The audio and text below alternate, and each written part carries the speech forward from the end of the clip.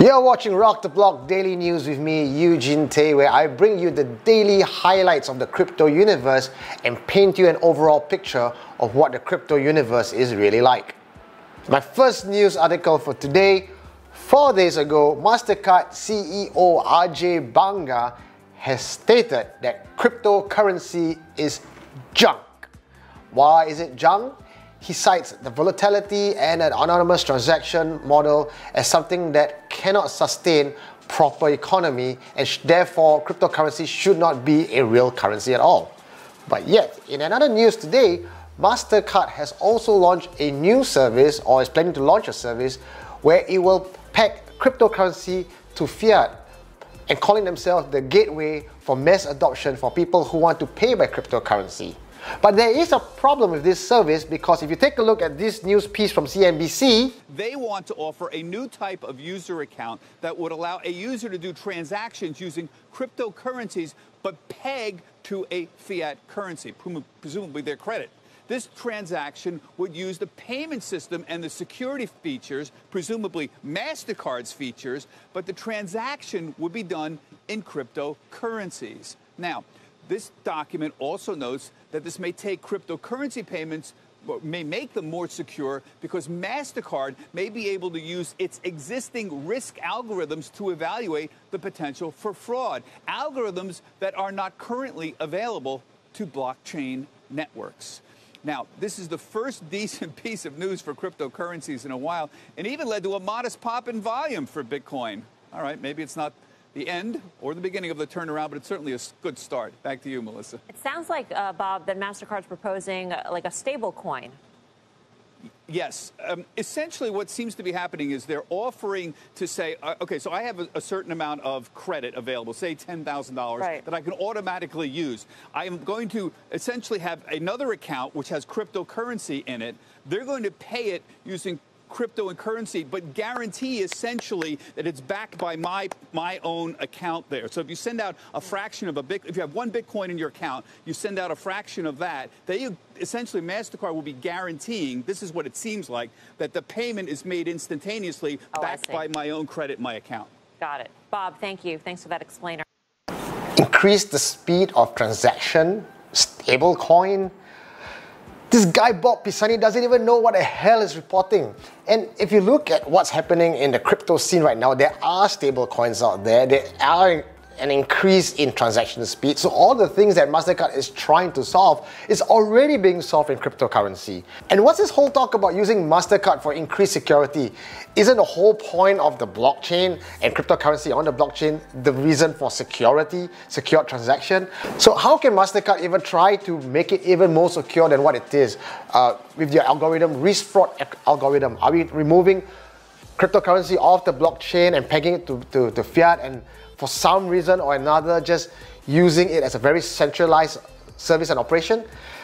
See, MasterCard hasn't really come out to explain all of that. And from how I see all this happening, it's just MasterCard trying their very best to reinvent and jumping on the bandwagon, capturing all these buzzwords to make themselves relevant again. Because the point is, we don't really need MasterCard in this whole equation at all. And Bob said that the reason for Bitcoin spiking to $8,000 is because of this piece of good news that cryptocurrency have not heard in a long while.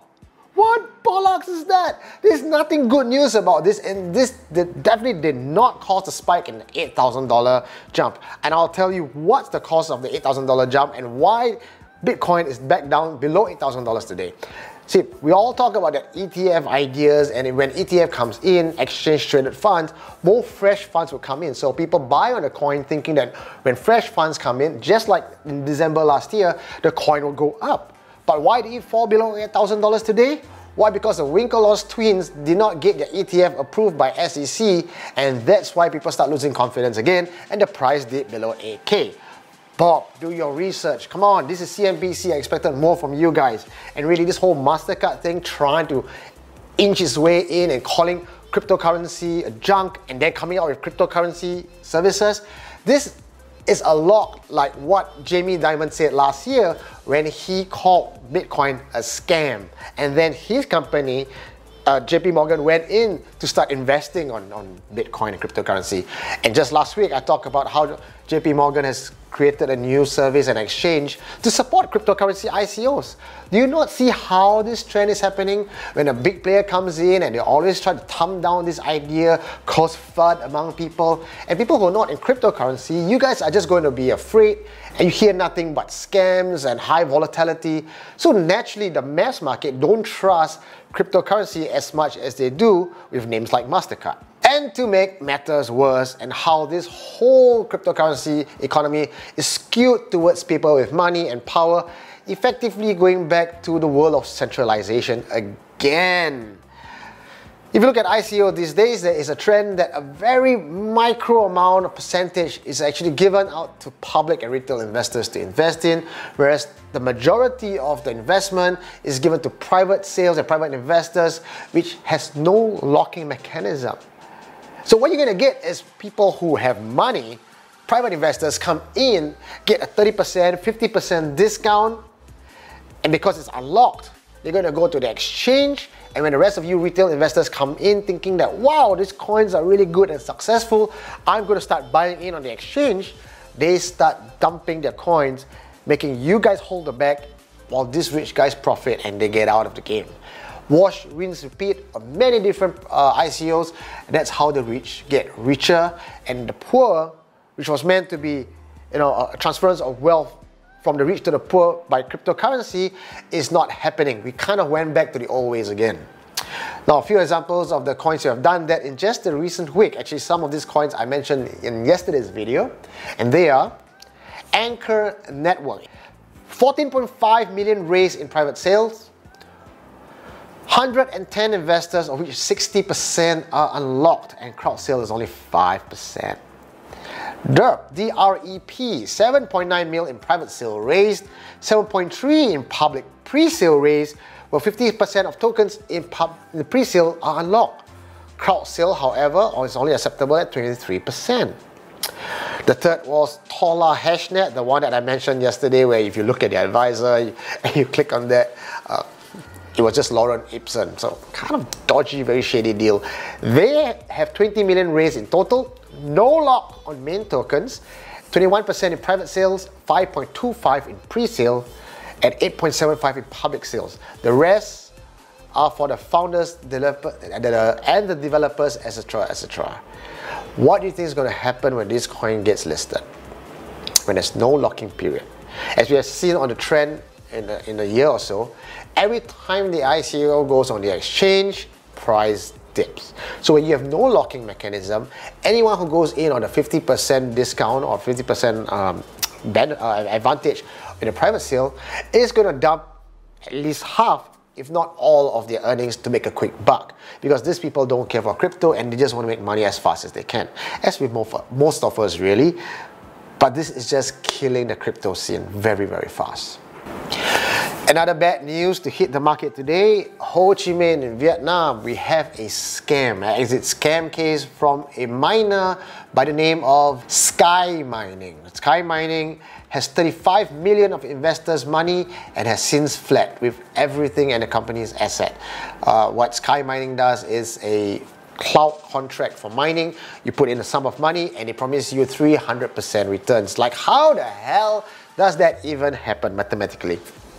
How would you put money in a contract cloud mining service and get 300%? You can't even get that with your own mining rig. How do you intend to get that? Well, what are they mining? Bitcoin? No, they're using GPU mining, I believe, and they're mining Ethereum. Is it because Ethereum did not rise as fast as they thought it would be, so they can't pay out and now they fled? This seems to be a case again in April this year, where Vietnam was hit with a bigger scam job. That time they lost $660 million, prompting Vietnamese regulations to come down very hard on the Vietnamese crypto scene, banning GPU mining, banning a lot of things there. And now it seems that nothing has changed. Regulations does not work. I said that in my previous video. When you start banning stuff and you start putting regulations, the only people who will be hurt by these regulations are the honest, good actors in the scene, the people who want to do right.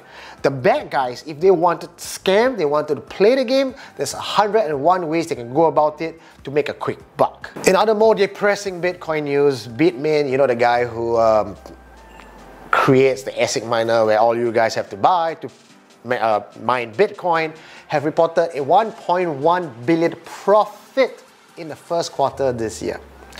Overall company valuation for Bitmain is $14 billion. And that's not enough for them. Now they're bringing Bitmain into IPO to get even more money. The cryptocurrency has brought out the ugly side of people. This whole gift of decentralization, the whole gift of power to the people has now seen, although the transference of wealth from the rich to the poor was what was promised, we now see people getting really greedy, and the new, or rather the old poor becomes the new rich, and the cycle of greed goes on and on and on. It's depressing because when I first got into crypto, I liked the vision, I liked the philosophy, I liked how cryptocurrency was a great leveler. But it seems that every single industry in every single era, when money is easy to get, there will be bad players coming in to try to make the best out of it. And it seems that now Bitmain is really controlling a lot of the hash power for Bitcoin. And I do worry about where Bitcoin is going to be headed in the years to come. Is it truly as centralized as it seems? Is ICO as decentralized as it seems?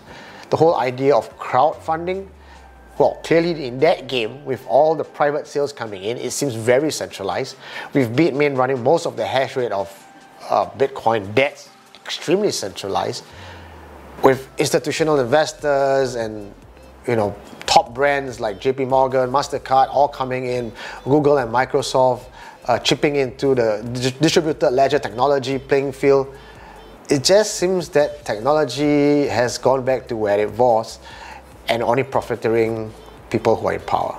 In some other not so bad news, but not as exciting news, we have Huobi, who has just launched an exchange in India, because you know India kind of banned cryptocurrency or have a lot of regulations to prevent retail investors from coming in. So Huobi has set up an exchange, 0% transaction fee to allow Indian traders to trade on their platform. In my final bit of news for today's daily update is Pantera. Pantera started their Bitcoin fund 5 years ago, and today they celebrated 5 years anniversary. And can you guess what is their lifetime return of investment? 10,136.15% in 5 years. The funds have grown. To celebrate their 5 years victory, they have captured a screenshot of their emails to their investors 5 years ago, where they predicted that Bitcoin will explode through 200 USD to where it is today. So ladies and gentlemen, I know today has been a lot of bad news, and we're looking at pretty much a lot of fear, uncertainty and doubt. But if there's one advice that I could give to you, is that if we believe enough in bringing power back to the people, if you are tired of having the control being held onto by a centralized authority telling you what you can think and do, then you got to believe in the whole cryptocurrency future and be part of it in a good way. There's going to be bad players no matter what, not just in crypto. You're going to have bad players in stock market, gold, anything that involves money, there will be bad players out there. But of course, if you just think that thinking for yourself and fighting against the system is too tiring, then I understand, because getting told what to do is always the easier path. But the question you're going to ask yourself is, what is your life going to be like 10 years from now? When you are given a particular tool that you can use to possibly get out of this cycle of poverty or struggle and maybe make a real change in your life, that is something worth investing in it. Wouldn't you think? Not at $10,000, not at $100,000, not at a minimum 25 Bitcoin for an ETF. I'm talking about going in on just $5 to $10 today. What's the worst that can happen? You lose $5, you lose $10. That's a movie ticket price. But if every single one of us decides to put part of our investment in it and take ownership of this whole system, we can possibly make a real change in the community. Well, that's all the depressing news I have for you today. I hope to bring you better news tomorrow. And tomorrow, by the way, is 1st of August. It's the anniversary for the Bitcoin fork. If you have not yet seen our video, we did an awesome review section right here. You can click here where my friends Malcolm, Jordan and I talk about Bitcoin, Bitcoin Cash and Bitcoin Gold, and also peppering it with other Bitcoin related news. So like and share our video. Remember, you heard it here first on Rock the Block Daily News with me, Eugene Tay. See you tomorrow.